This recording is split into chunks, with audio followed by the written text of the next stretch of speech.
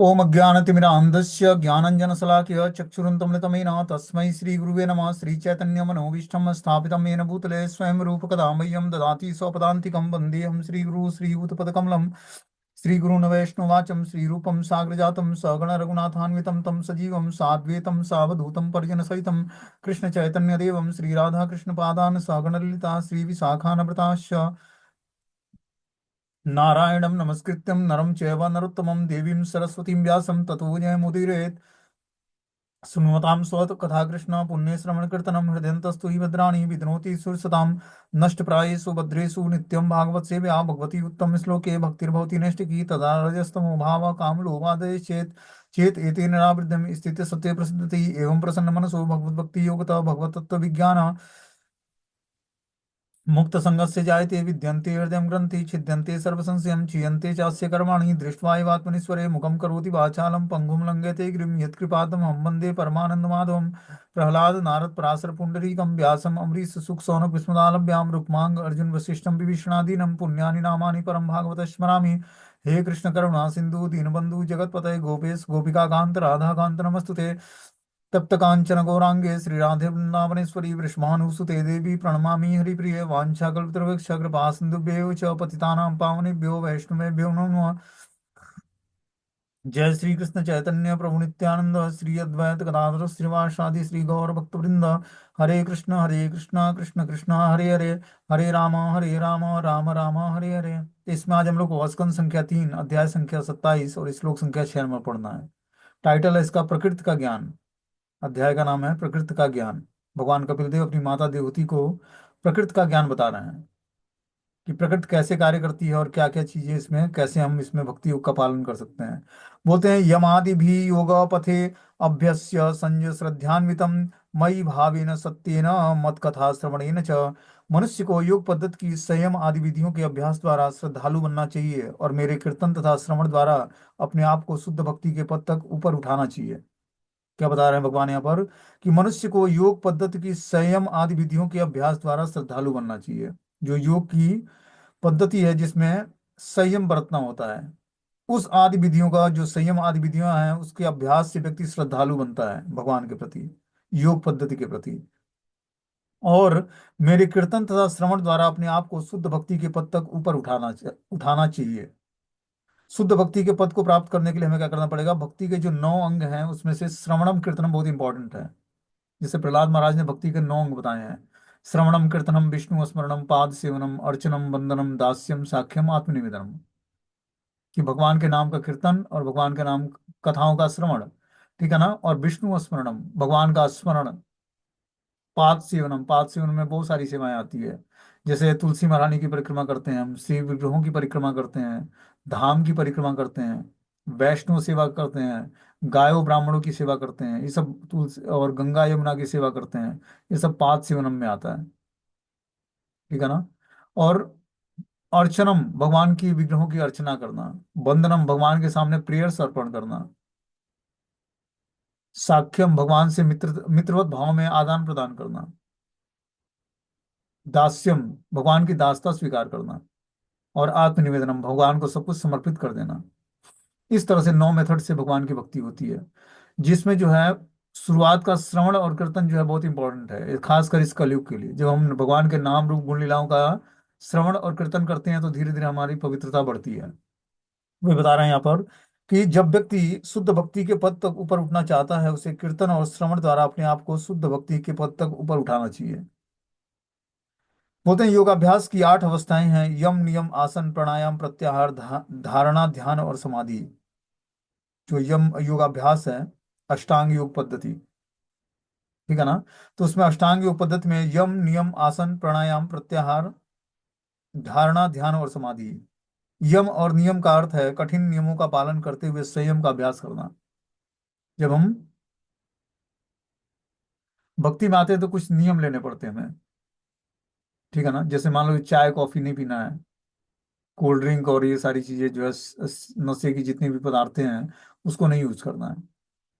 तो कितने लोगों के लिए चाय छोड़ना बड़ा चैलेंज होता है कि चाय कैसे छोड़ सकते हैं, ठीक है ना।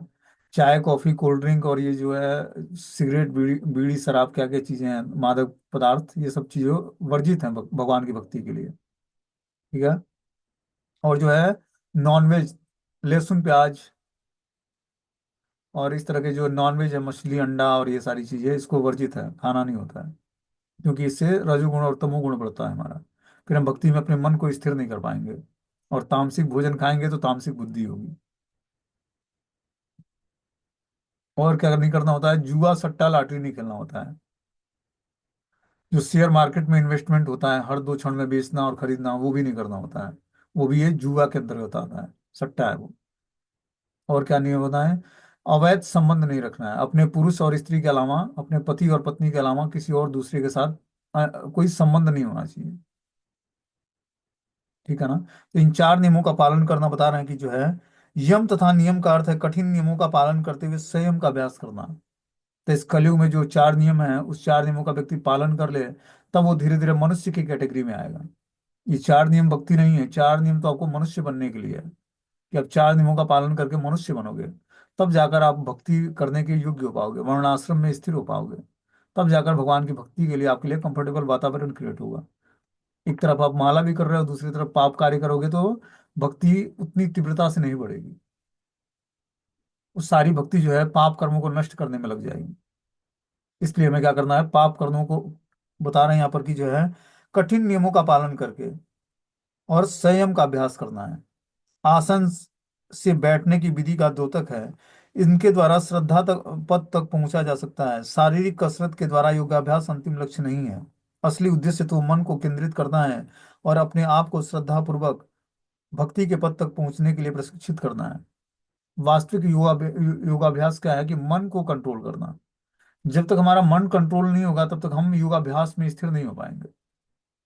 मन स्थिर नहीं रहेगा तो बुद्धि स्थिर नहीं रहेगी। और मन और बुद्धि के स्थिर न रहने से जो है हमारी सेंसेस स्थिर नहीं रहेंगे। इसीलिए हमें मन को एकाग्र करना है। पोते मन को केंद्रित करना, अपने आप को श्रद्धा पूर्वक भक्ति के पद तक पहुंचने के लिए प्रशिक्षित करना है। मन को ऐसा हमें अभ्यास करना पड़ेगा कि वो श्रद्धा पूर्वक भक्ति के पद तक पहुंचने के लिए प्रशिक्षित हो पाए। इसके लिए हमें क्या करना पड़ेगा, सेंसेस को भगवान की दिव्य सेवा में लगानी पड़ेगी। जो हमारे ज्ञानेंद्रियां हैं, कान नाक आंख मुंह और त्वचा, इस 5 ज्ञानेंद्रियों को जब हम भगवान की दिव्य सेवा में लगाते हैं, कान से भगवान के कथाओं का श्रवण करते हैं, जीवा से भगवान का नाम उच्चारण करते हैं, प्रसाद खाते हैं, आंखों से भगवान के सुंदर स्वरूप का दर्शन करते हैं, त्वचा से भगवान के विग्रहों की या शुद्ध भक्तों की सेवा करते हैं, और घ्राण इंद्रियों से भगवान को ऑफरिंग किया हुआ पुष्प या इत्र सूंघते हैं, तब क्या होता है, धीरे धीरे हमारे सेंसेस जो है कंट्रोल में आते हैं। और जब सेंस कंट्रोल में आएंगे तभी मन कंट्रोल में आएगा। क्योंकि सेंस के ऑब्जेक्ट हैं भौतिक और आध्यात्मिक। आप कैसा सब्जेक्ट देते हो ये आप पे डिपेंड करता है। मान लो आप उसी नेत्र से जो है सुंदर स्त्री या पुरुष का स्वरूप देखकर आकर्षित हो जाते हो, तो आपने क्या दिया उसको, मैटेरियल पाथ दिया। अब वो क्या करेगा, मन को इंफॉर्मेशन देगा। सेंसेज हमारे क्या करते हैं, मन से कनेक्टेड होते हैं। मन बुद्धि से कनेक्टेड होती है। जब हमारे सेंस सेंस ऑब्जेक्ट को कैच करता है, तो क्या करता है, मन को इन्फॉर्मेशन देता है। मन आगे बुद्धि को इन्फॉर्मेशन देती है और बुद्धि पूरी प्लानिंग करती है कि कैसे उसको ऑपरेट करना है, कैसे उस वस्तु को पाना है, जो सुंदर वस्तु है उसको भोगना कैसे है। इसकी प्लानिंग बुद्धि करती है। तो इस तरह से पूरा मन विचलित होने से बुद्धि विचलित हो जाएगी। पहले क्या हुआ, सेंस बिजली विचलित हुए उस आकर्षण से, सुंदर स्वरूप से। उसने इंफॉर्मेशन मन को दिया, मन ने बुद्धि को दिया, और इस तरह से पूरा जो है मन बुद्धि के विचलन से और इंद्रियों के विचलन से क्या हुआ, पूरा हमें हमारे अंदर जो है एकाग्रता नहीं रह पाई। इसलिए एकाग्र होने के लिए पहले क्या करना पड़ेगा, सेंसेस को भगवान की दिव्य सेवा में लगानी पड़ेगी। जब हमारी इंद्रियां पवित्र होंगी, सेंस पवित्र होगा, तब मन और बुद्धि पवित्र होगा। और मन और बुद्धि के पवित्र होने से धीरे धीरे जो है आत्मा का जो वास्तविक स्वरूप है कि हम भगवान के नित्य दास हैं, वो दासता हम स्वीकार करेंगे। उससे पहले हम अपने इंद्रियों के दास बने होते हैं। तो जब हम माया के दास बने रहेंगे, इंद्रियों के दास बने रहेंगे, तो उदास रहेंगे। ठीक है ना। और जब कृष्ण दास बन जाएंगे तो बिंदास हो जाएंगे। तो कृष्ण दास बन के बिंदास होना है। भक्ति करके क्या करनी है, बिंदास। तब जाकर हम जो है धीरे धीरे आनंदमय स्थिति को प्राप्त करेंगे। हर व्यक्ति इस संसार में आनंद की तलाश में है कि मुझे आनंद मिल जाए, लेकिन भौतिक चीजों में आनंद खोजता है वो। भौतिक रिलेशनशिप में, भौतिक वस्तुओं में, भौतिक व्यक्तियों में आनंद खोजना है। लेकिन वास्तविक आनंद किसमें है? परमानंद भगवान श्री कृष्ण में है। उनसे जुड़ने के लिए हमें धीरे धीरे प्रैक्टिस करनी पड़ेगी और ग्रेजुअली ग्रोथ करना पड़ेगा, अचानक नहीं प्राप्त होगा ये। अनेक जन्मों के संस्कार हमारे मन और बुद्धि और चेतना और सेंसेस पे पड़े हुए हैं। इतना जल्दी अगर जो कंट्रोल हो जाता तो फिर तो बात ही क्या है। इसको धीरे धीरे हमें एकाग्रता पूर्वक इसमें जुड़ना पड़ेगा। और जो इंजॉयमेंट का साधन है उसको कृष्ण भक्ति से जोड़ देना पड़ेगा। क्योंकि हर चीजें जो हमारी इच्छाएं हैं, भगवान पूरी कर देंगे। लेकिन आपको भगवान से जोड़ना पड़ेगा अपने को। तभी जाकर आपकी समस्त इच्छाएं भी पूर्ण होंगी। आप जो भी भौतिक इच्छाएं करते हो, भौतिक इच्छाएं भी भगवान पूर्ण कर देंगे, क्योंकि वो सब कुछ करने में समर्थ हैं। बताते हैं ना, चार तरह के लोग हमारे पास आते हैं। कौन कौन? आर्थ, अर्थार्थी, जिज्ञासु और ज्ञानी। चार तरह के लोग भगवान के पास आते हैं। आर्थ मतलब दुखी होके, भौतिक संसार में दुखी है बेचारा, भगवान की शरण में आया। अर्थार्थी जिसको धन चाहिए, मतलब बहुत सारी इच्छाएं हैं उसकी, धन चाहिए, पुत्र चाहिए, जो भी चाहिए आप कृष्ण से ही मांग सकते हैं, वो सब कुछ देने में समर्थ है। जिज्ञासु, उसके अंदर जिज्ञासा है भगवान को जानने की। और ज्ञानी, जो ज्ञान के माध्यम से भगवान को जानना चाहता है। इसमें से ज्ञानी भक्त भगवान को अत्यंत प्रिय होता है, क्योंकि वो शास्त्रों से ज्ञान अर्जन करता है भगवान के बारे में, उनको जानना चाहता है। ठीक है ना? और भक्त भी उनको प्रिय प्रिय उतने ही हैं। लेकिन जो ज्ञानी भक्त होता है वो भगवान को अत्यंत प्रिय है, क्योंकि वो शास्त्रों को पढ़ता है और भगवान को जानने का प्रयास करता है। कुछ लोग दुखी होके आते हैं, कुछ लोग डिमांड करने के लिए आते हैं भगवान के पास। तो जिस भी विधि से आए हम भगवान से ही मांगे। भगवान हमारी सकाम और निष्काम सारी इच्छाओं को पूर्ण करेंगे, क्योंकि वो सब कुछ करने में समर्थ है। देवी देवता तो आप जितना भी उनसे मांगोगे, उनको मुझे प्रसन्न करोगे तब तक देंगे, और नहीं प्रसन्न करोगे तो फिर रूठ जाएंगे आपसे।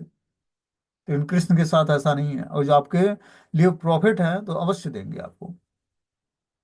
यहाँ पर भाग्य का कोई खेल नहीं होता है कि भाग्य में है तभी मिलेगा, भाग्य में कुछ नहीं होता है। यहाँ कृष्ण चाहेंगे तभी देंगे। वो चाह दिए तो सब कुछ दे देंगे, नहीं चाहे तो कुछ भी नहीं देंगे। कृष्ण भक्ति में भाग्य काम नहीं करता है। ये कृष्ण भक्ति किसी के भाग्य में नहीं लिखी होती कि आपको कृष्ण भक्ति करनी है। ये तो गुरु वैष्णव आचार्यों की कृपा से, ये रास्ता ही कृपा सिद्ध प्रोसेस है। यहाँ पर भगवान के भक्तों के सामने प्रार्थनाएं करनी पड़ेगी, अपने हृदय की बातों को खोल कर भक्तों के सामने बताना पड़ेगा, अपनी दुखद स्थिति को। तब जाकर उनकी कृपा से ही भगवान की भक्ति प्राप्त होगी।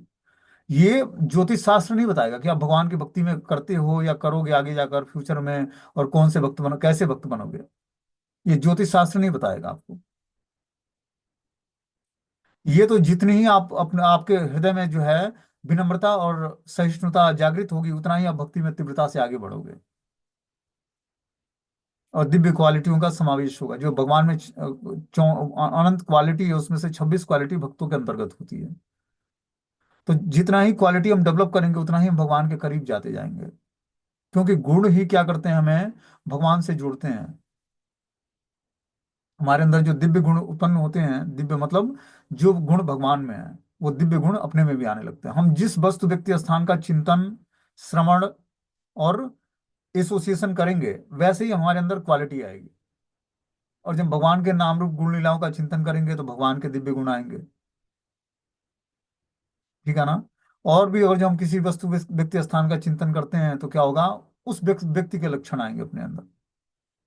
हमें और किसी का चिंतन नहीं, बस भगवान का चिंतन करना है। जब हम भगवान का चिंतन करेंगे तो क्या होगा, और शुद्ध भक्तों का चिंतन करना है।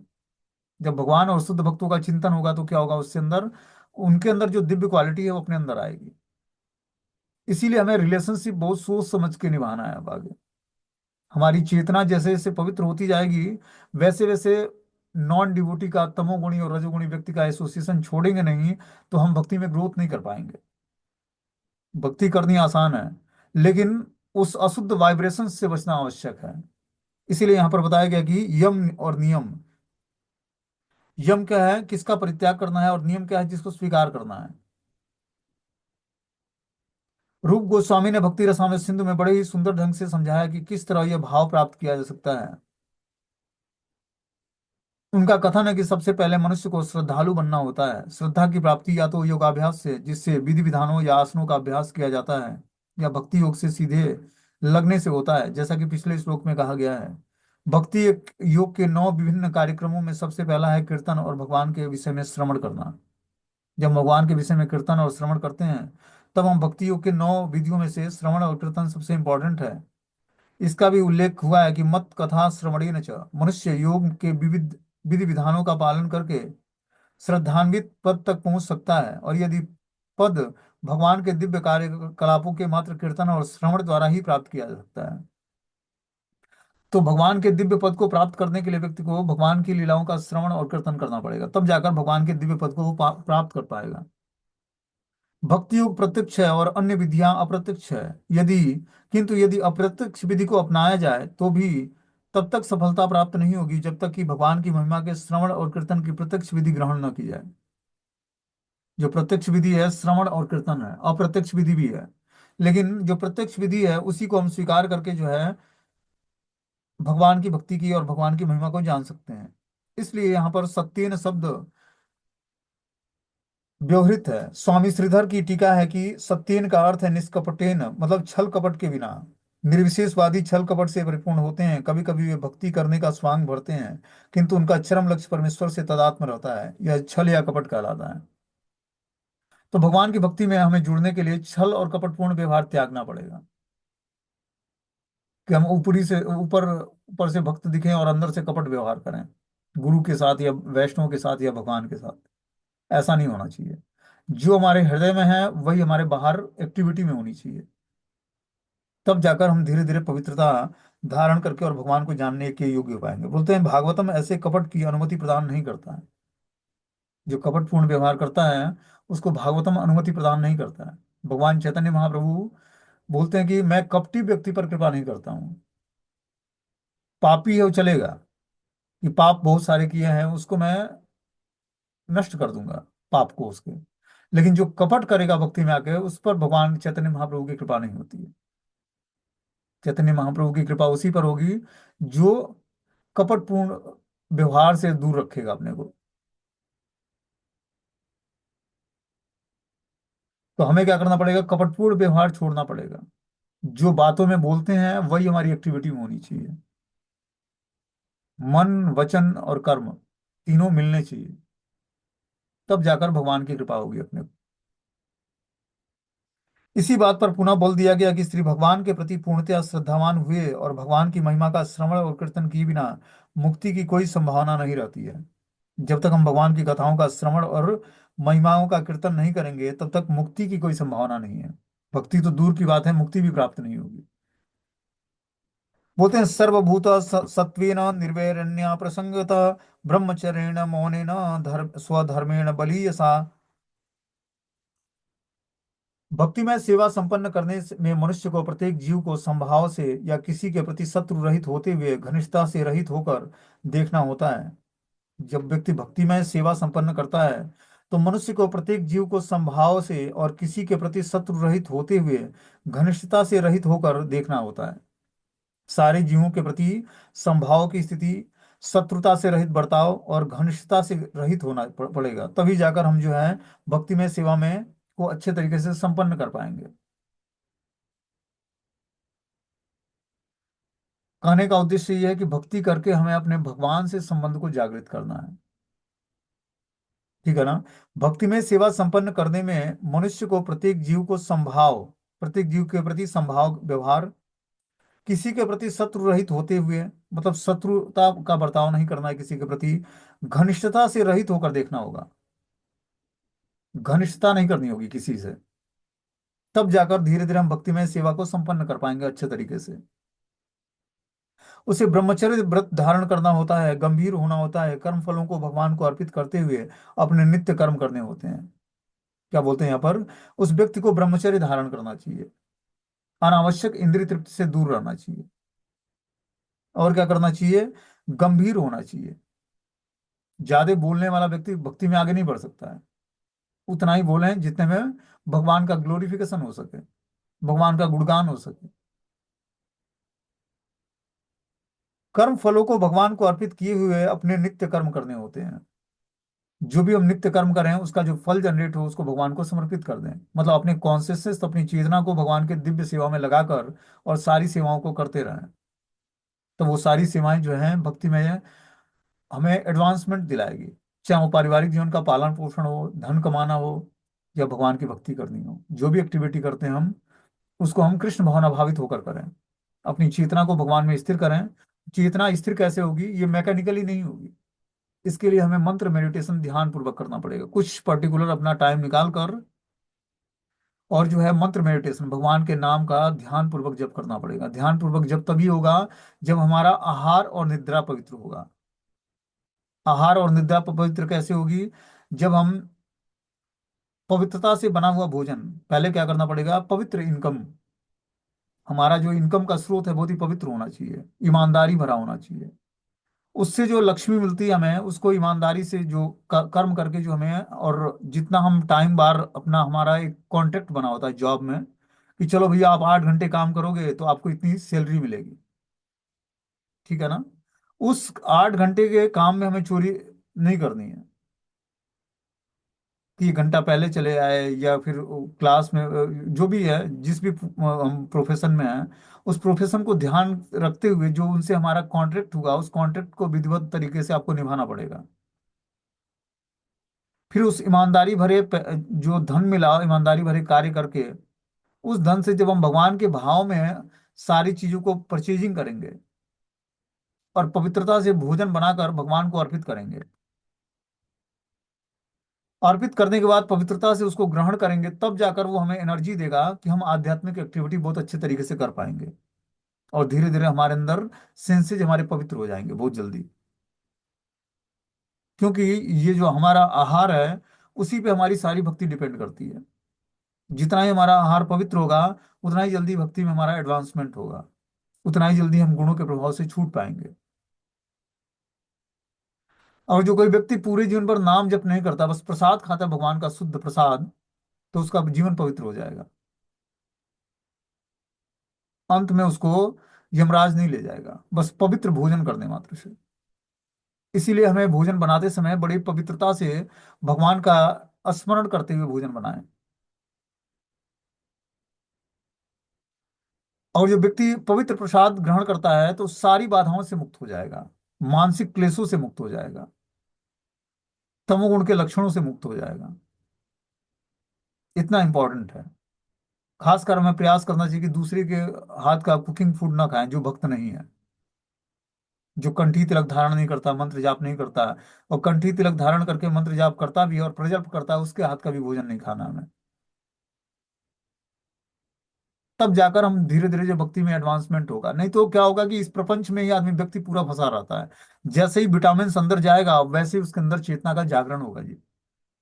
इसीलिए जो भी हमें खाना है बहुत ही पवित्रता भोजन, पवित्र पूर्वक भोजन बनाकर भगवान के भाव में उस भगवान को स्मरण करते हुए कि मैं कुकिंग जो कर रही हूँ या कर रहा हूँ वो भगवान के लिए है। उस समय कोई फोन कॉलिंग नहीं है कि चलो 10 मिनट कुकिंग के टाइम फुर्सत मिलता है उस समय किसी से बात कर लेते हैं। ऐसे भगवान का भोजन नहीं बनता है। आप घर में बनाओ या डिवोटी या डिटीज किचन में बनाओ, जैसे भी बनाना है हमें पवित्रता का पूरा, पवित्रता को मेंटेन करना पड़ेगा। तभी जाकर हमारा भोजन जितना ही पवित्र होगा उतना ही अच्छे तरीके से हमारा भजन होगा, उतना ही अच्छे तरीके से हम शास्त्रों को पढ़ के समझ पाएंगे, उतना ही अच्छे तरीके से हमें शास्त्र समझने की इच्छा जागृत होगी। इसीलिए हमारा आहार और निद्रा, निद्रा पवित्र कैसे होगी? जब हम पवित्र वस्त्र पहन के और पवित्र आसन मतलब पवित्र बिस्तर पर विश्राम करेंगे, और साथ में हमारी जो है कॉन्सियसनेस पूर्ण रूपेण जो है कृष्ण भावना भावित होनी चाहिए। ऐसा नहीं कि रात को जो है जब सोने जाते हैं नींद नहीं लगती है तो वीडियो गेम खेलते हैं, या फिर जो है अलग अलग सॉन्ग सुनने लगते हैं, या कुछ ऐसी एक्टिविटी करते हैं जो शास्त्रों के विरुद्ध है। तो वो सारी एक्टिविटी हमें बंद करके और पवित्र कार्यों में अपनी चेतना को स्थिर करना पड़ेगा।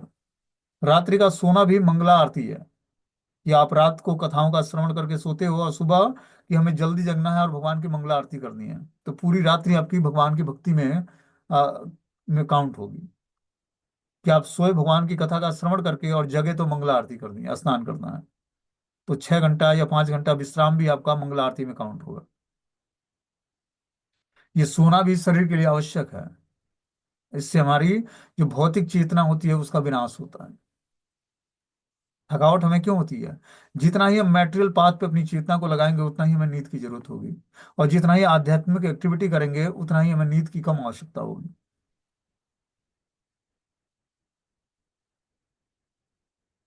तो जितना ही हम मैटेरियल पाथ पर इस बुद्धि को लगाते हैं उतना ही थकावट होती है हमें। जितना ही हम भौतिक लोगों के बारे में सोचेंगे समझेंगे उतना ही हमें थकावट होगी मन से। और जितना ही शुद्ध भगवान के भक्तों के बारे में या भगवान का चिंतन होगा उतना ही हमें नींद कम आएगी, तमोगुण के लक्षण कम घेरेंगे। तो इस तरह से हमें अपनी चेतना को पवित्र करना है। पहले मन बुद्धि को पवित्र करेंगे तभी जाकर जो है हम, देखो भक्ति करना आसान है कि माला कर ले, लेकिन जब तक हमें ज्ञान प्राप्त नहीं होगा कि किन किन चीजों से बचना है, परहेज क्या करना है। दवा से ज्यादा परहेज आवश्यक है। परहेज ही बीमारियों को प्रकट करता है। दवा तो उसको न्यूट्रलाइज करता है, लेकिन परहेज करने को डॉक्टर बताता है कि परहेज किन चीजों से करना है आपको, तभी आप जो है निरोग होगे। अब जिसको खांसी की बीमारी हो उसको ठंडा पानी पिलाओ बर्फ डालकर, खांसी कहाँ से ठीक होगा? तो भव रोग रूपी जो है बीमारी पकड़ी हुई है हमें। सही गल है। तो भव रोग की बीमारियों से मुक्ति प्राप्त करने के लिए व्यक्ति को क्या करना पड़ेगा? उस तरह की औषधि के साथ साथ परहेज करना पड़ेगा, तब जाकर जो है उसे हमारी। में उठाने बाद में गुग्गू ने सोना उठा। बोलते हैं कि भ- भगवान का भक्त तो गंभीरता पूर्वक भक्ति में लगा रहता है, उसके लिए समस्त जीव एक समान होते हैं। जीव की विभिन्न योनियां हैं, किंतु भक्त बाहरी आवरण को नहीं देखता, उसे तो शरीर के भीतर निवास करने वाले आत्मा का दर्शन होता है। क्योंकि प्रत्येक जीव परमेश्वर का अंश है, अतः वह उनसे उनमें कोई अंतर नहीं देखता। विद्वान भक्त की यही दृष्टि होती है, जैसा कि भगवत गीता में कहा गया है कि किसी भक्त या विद्वान साधु को एक ज्ञानवान ब्राह्मण, कुत्ते, हाथी, गाय और चांडाल में कोई अंतर नहीं दिखता है, क्योंकि वह जानता है कि शरीर तो केवल बाह्य आवरण है, आत्मा ही परमेश्वर का अंश है। तो जो विद्वान या पंडित कहलाता है वो क्या बोलते हैं? विद्या विनय संपन्ने ब्राह्मणे गव्यस्तिनि सुनीचि और सौभाग्य च पंडिता समदर्शिना। जो पंडित की स्थिति को प्राप्त कर लिया है वो गाय, हाथी, ब्राह्मण, कुत्ता और चांडाल को समान दृष्टि से देखता है, मतलब आत्मा के स्तर पर देखता है। और इस स्थिति को प्राप्त करके व्यक्ति जो है विद्वान माना जाता है। बोलते हैं कि शरीर तो केवल बाह्य आवरण है, आत्मा ही परमेश्वर का अंश है। भक्त की किसी भी जीव से शत्रुता नहीं होती है, किंतु इसका अर्थ यह नहीं है कि वह सबसे घुल मिल जाता है। इसकी तो रोक होती है। अप्रसंगतः का अर्थ ही है कि हर किसी के साथ घनिष्ठता का न होना। हर व्यक्ति के साथ हमें घनिष्ठ व्यवहार नहीं करना है। पहले हमें जानना है कि ये व्यक्ति भक्ति के अनुकूल है या प्रतिकूल है। प्रतिकूल है तो उसको हमें हृदय से स्वीकार नहीं करना है। हो सकता है कि उसके साथ हमें रहना पड़े, बातचीत करना पड़े, लेकिन हृदय से उसको निग्लेक्ट करते रहें। भगवान से अंदर ही अंदर प्रेयर करते रहें कि इससे हमें कब छुटकारा दिलाओगे, तब जाकर हमारी भक्ति सुरक्षित रहेगी। बोलते हैं भक्त को अपनी भक्ति से काम रहता है, अतः उसे अपना लक्ष्य पूरा करने के लिए केवल भक्तों से मिलना जुलना चाहिए, उसे अन्यों से मिलने की आवश्यकता नहीं रहती है। क्योंकि यद्यपि वह किसी को अपना शत्रु करके नहीं मानता, किंतु उसका उठना बैठना भक्ति में लगे हुए व्यक्तियों के साथ ही होता है। तो हमारा जो उठने बैठने का परिवेश है, खाने पीने का, सोने का, वो बहुत ही पवित्रता भरा होना चाहिए। जब हम भौतिकतावादी व्यक्ति का एसोसिएशन करते हैं तो उसके वाइब्रेशन से हमारा पूरा वातावरण चेंज हो जाता है। जो घर का वातावरण होता है, जब हम भक्ति करते हैं, उसमें कीर्तन करते हैं, नाम जप करते हैं, भगवान के शास्त्रों को पढ़ते हैं, कथाओं का श्रवण करते हैं, तो उससे घर का वाइब्रेशन जो है पवित्र होता है। लेकिन एक अगर जो भौतिकतावादी व्यक्ति आ गया जिसके जीवन का उद्देश्य भगवान की भक्ति नहीं है, भोग विलास की दुनिया है, उसके आने मात्र से धीरे धीरे पूरा घर का वाइब्रेशन ही चेंज हो जाएगा। इसलिए हमें क्या करना चाहिए?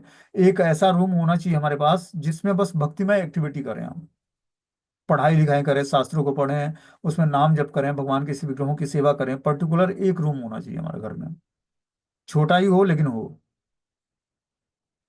और हमें हमेशा उसमें पवित्रता के साथ उस रूम में रहना चाहिए। तब जाकर हम धीरे धीरे भक्ति में जीवन को में एडवांसमेंट कर पाएंगे और भक्ति में जीवन को समझ पाएंगे। इतना आसान नहीं है। बोलते हैं भक्त को अपनी भक्ति से काम रहता है, अतः उसे अपना लक्ष्य पूरा करने के लिए केवल भक्तों से मिलना जुलना चाहिए, उसे अन्यों से मिलने की आवश्यकता नहीं रहती है, क्योंकि यद्यपि वो किसी को अपना शत्रु करके नहीं मानता, किंतु उसका उठना बैठना भक्ति में लगे हुए व्यक्तियों के साथ होता है। भक्त को ब्रह्मचर्य व्रत का पालन करना चाहिए। ब्रह्मचर्य के लिए यह आवश्यक नहीं है कि वो विषयी जीवन से सर्वथा मुक्त हो। ब्रह्मचर्य व्रत के अंतर्गत अपनी पत्नी से संतुष्ट रहने की अनुमति है। कि ब्रह्मचर्य व्रत जब व्यक्ति धारण करता है तो उसको अपनी पत्नी या पुरुष के अलावा और किसी से उसका संबंध नहीं होना चाहिए, यही ब्रह्मचर्य व्रत है। सर्वश्रेष्ठ नीति तो विषयी जीवन से सर्वथा बचे रहना है। कि भक्ति के लिए सर्वश्रेष्ठ नीति क्या है? कि जो विषयी जीवन है, आकर्षण है स्त्री पुरुष का, चाहे अपने पति और पत्नी के प्रति हो, इससे भी हमें बचना है। प्राथमिकता इसी की होती है, अन्यथा धार्मिक नियमों के अनुसार भक्त को विवाह कर लेना चाहिए और अपनी पत्नी के साथ शांतिपूर्वक रहना चाहिए। भक्त को अनावश्यक नहीं बोलना चाहिए। गंभीर भक्त के पास वृथा बोलने के लिए समय नहीं रहता है, वो सदैव कृष्ण भक्ति में व्यस्त रहता है। जब भी वो बोलता है तो कृष्ण के विषय में बोलता है। मौन का अर्थ है चुप रहना।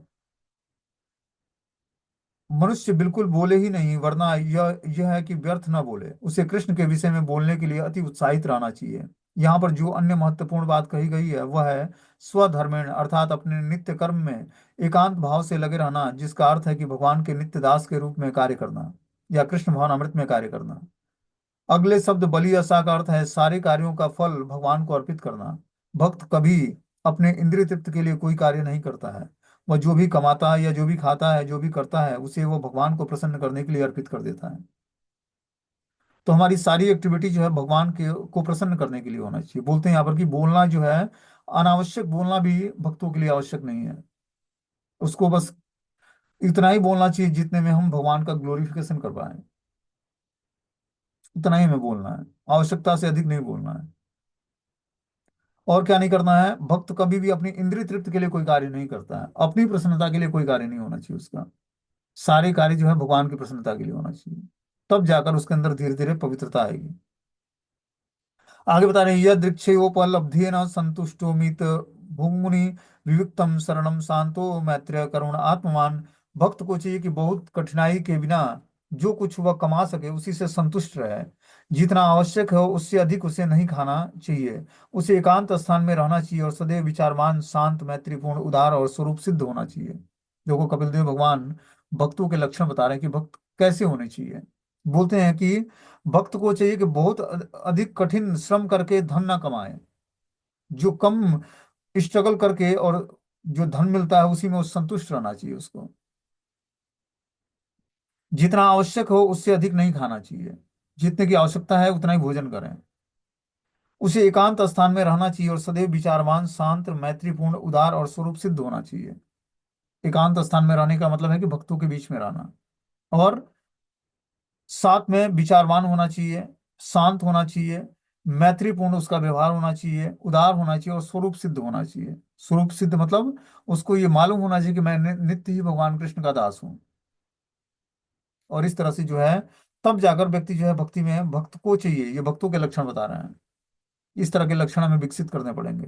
बोलते हैं जिस किसी ने भी शरीर स्वीकार किया है उसे काम करने या किसी आजीविका के द्वारा शरीर की आवश्यकताएं पूरी करनी हो चाहिए।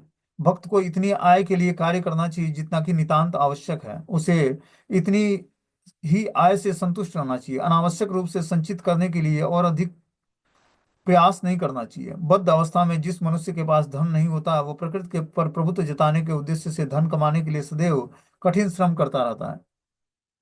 तो हमें धन कमाने के लिए कठिन श्रम नहीं करना है। 8 घंटा में ईमानदारी से जो हमारे पास भगवान ने वृत्ति दी है, उस वृत्ति का पालन करके हमें जो धन आवश्यकता अनुसार मिल जाती है उसी धन से हमें संतुष्ट रहना है।